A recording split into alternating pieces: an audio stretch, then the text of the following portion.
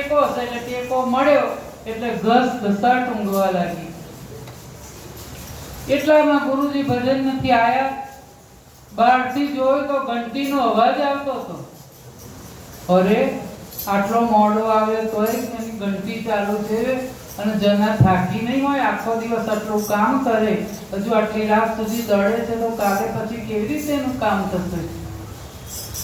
અશક્તિ આવી જશે શરીરમાં. અને એમ કેલાય ને જરા ઠપકો આવ્યો, આખો કે અડધી રાત થઈ સૂઈ જાય એમ કરીને જે અંદર જાય અને ત્યાં તો ઘંટી ફરે અને જના થશે ઊંઘ્યા કરે.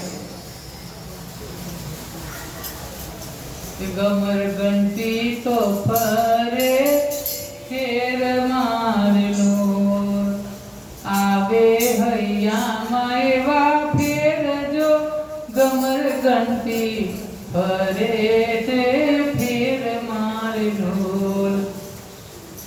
અને ડગલો ત્યાં લોટ તણો થઈ રહ્યો રે લોલ, અને પુનીત ડગલો થયો દેહ જો કમર ઘંટી ફરે છે ફેર મારલો. ગુરુજીએ આ દ્રશ્ય જોઈને અવાક થઈ ગયા. જનાને ઉઠાડી, જના બેટા ઉઠ, આ ઘંટી ઓટોમેટિક ચાલે છે. જો હવે તું કહેતી હતી ને તે દિવસે કપડા વિઠ્ઠલનાથ ધોઈ ગયો ને આજે ઘંટીએ વિઠ્ઠલનાથ ચલાવે છે. આ સમાધિમાં મને દેખાય છે કે આ બધું ઘંટી કોણ ફેરવે છે? વિઠ્ઠલનાથ. અને ધ્રુસકે ને ધ્રુસકે રડવા લાગી છે જના. પ્રીત વહા પરદા નહીં ને પરદા વહા નહીં પ્રીત, આવું ના ચાલે પ્રભુ. એક દિવસ તારા દીદાર કરાવી દે, તારે સામે આવવું જ પડશે. મારે તને મળવું છે, તારે દેખાવું નથી, પણ આજ થઈ જાય ફેંસલો કા હું નથી કા તું નથી.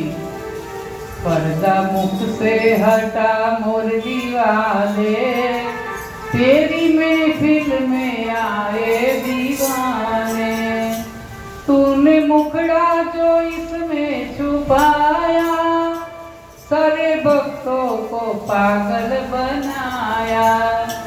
हमको यूं ना सता मोरली वाले, तेरी महफिल में आए दीवाने. दिल करे तेरा दीदार पाए, मन के मंदिर में तुमको बिठाए. हमसे नजरे मिला मुरली वाले, तेरी महफिल में आए दीवाने.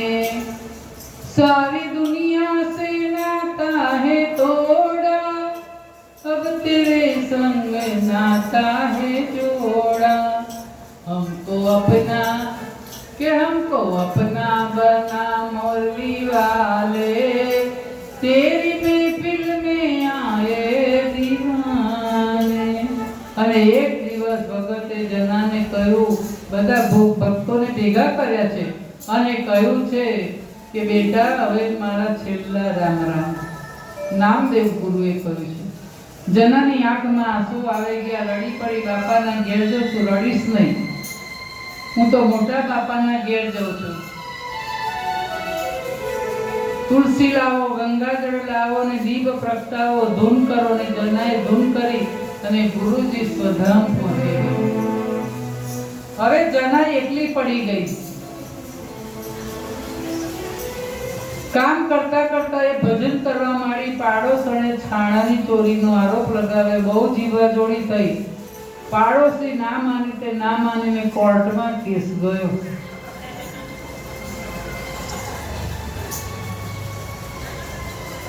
હવે જજને ખબર નથી પડતી. અહીં બેઠા છે ને જજ, હમણાં હતા અહીંયા, હમણાં જે ભાઈ બોલ્યા ને વકીલ હતા.